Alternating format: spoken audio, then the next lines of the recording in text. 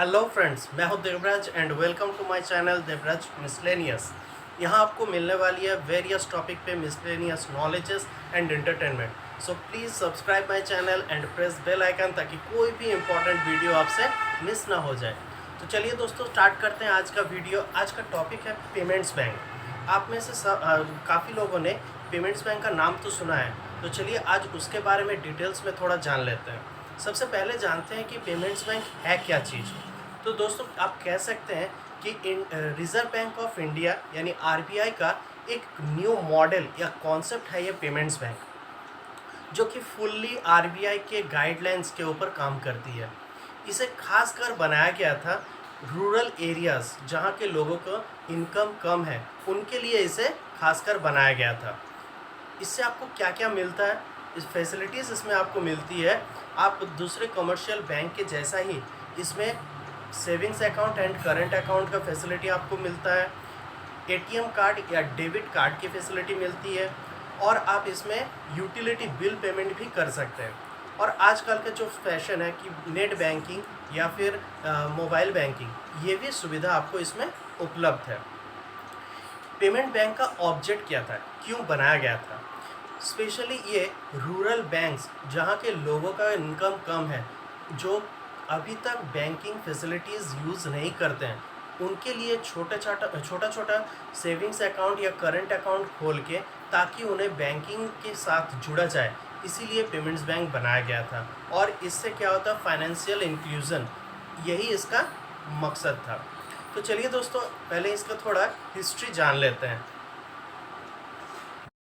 23 सितंबर 2013 RBI एक committee establish करती है और उसे comprehensive financial service for small business and low income house hold, इस टॉपिक पे एक सर्वे करने का ऑर्डर देती है। इस कमेटी का हेड चेयरमैन थे नचिकेत मोर, जिनके नाम से इस कमेटी को हम लोग जानते हैं। नचिकेत मोर कमेटी ने 7 जनवरी 2014 ने एक रिपोर्ट पेश की, जहाँ से हम लोग को पता चला कि इंडिया के रूरल एरियाज़ में जो लोग कम इनकम वाले पीपल रहते हैं, वो लोग किसी भी तरह से बैंकिंग फैसिलिटीज़ यूज़ नहीं करते हैं, यानी बैंक से जुड़े हुए नहीं हैं। इस रिपोर्ट से पता करके नचिकेत मोर ने तभी पेमेंट्स बैंक का कॉन्सेप्ट दिया था। इसके बाद 17 जनवरी 2014 आरबीआई ने पेमेंट बैंक के बारे में एक ड्राफ्ट गाइडलाइन रिलीज़ करती है, और इससे जो इंटरेस्टेड कंपनीज़ है और जनरल पब्लिक से इसके बारे में कमेंट्स का मांग किए। उसके बाद 27 नवंबर 2014 RBI final guideline for payments bank release करती है। नेक्स्ट ईयर फरवरी में आरबीआई 41 कंपनी का एक लिस्ट रिलीज़ करती है, जो पेमेंट्स बैंक के लाइसेंस के लिए अप्लाई किए थे।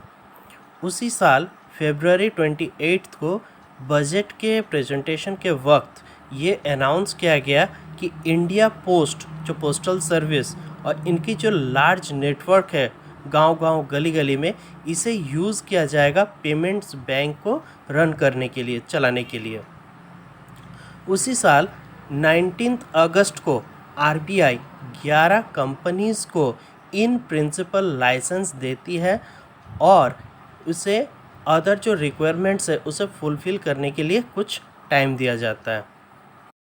सारे रिक्वायरमेंट्स फुलफ़िल करने के बाद आरबीआई इन 11 कंपनियों को फुल लाइसेंस देती है under section 22 of the banking regulation act 1949। इसके बाद इंडिया का पहला पेमेंट्स बैंक का लाइसेंस मिलता है एयरटेल पेमेंट्स बैंक को 11 अप्रैल 2016। इसी के साथ और जो 10 कंपनी को पेमेंट्स बैंक का लाइसेंस मिलता है, मैं उन कंपनियों का नाम आप लोगों को बता देता हूँ।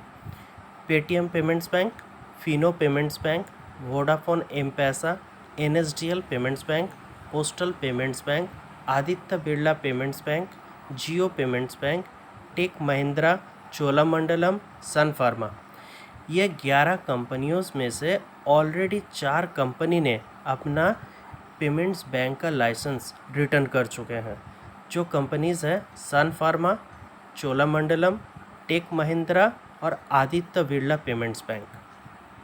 अब दोस्तों मैं आप लोगों को बताता हूँ कि अदर कमर्शियल बैंक के साथ पेमेंट्स बैंक का डिफरेंस क्या है। तो सबसे पहले अदर कमर्शियल बैंक में कैश डिपॉजिट का कोई लिमिट नहीं रहता है, मैक्सिमम लिमिट नहीं रहता है, लेकिन पेमेंट्स बैंक में एक मैक्सिमम लिमिट रहता है। शुरुआती दौर में ये 1 लाख रुपया था, लेकिन अभी कुछ पेमेंट्स बैंक को इसका लिमिट बढ़ा दी गई है। दूसरा, अदर कमर्शियल बैंक से आपको क्रेडिट कार्ड मिल सकती है, लेकिन पेमेंट बैंक से आपको ये सुविधा नहीं मिलती है।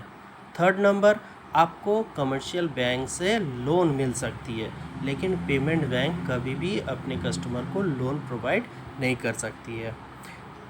NRI नेक्स्ट ऑप्शन है। NRI ये कमर्शियल बैंक्स में कैश डिपॉजिट कर सकते हैं, लेकिन पेमेंट बैंक में कैश डिपॉजिट नहीं कर सकते हैं। अदर कमर्शियल बैंक में FD फिक्स डिपॉजिट या रेकरिंग का फैसिलिटी मिलता है, लेकिन पेमेंट्स बैंक में ये आपको नहीं मिलता है। तो ओके दोस्तों, चलिए आज का वीडियो यहीं तक। अच्छा लगे तो लाइक ज़रूर कीजिएगा, सब्सक्राइब कर दीजिएगा, बेल आइकन दबा के रखिएगा ताकि कोई भी वीडियो मिस ना हो। फिर मिलते हैं, गुड बाय।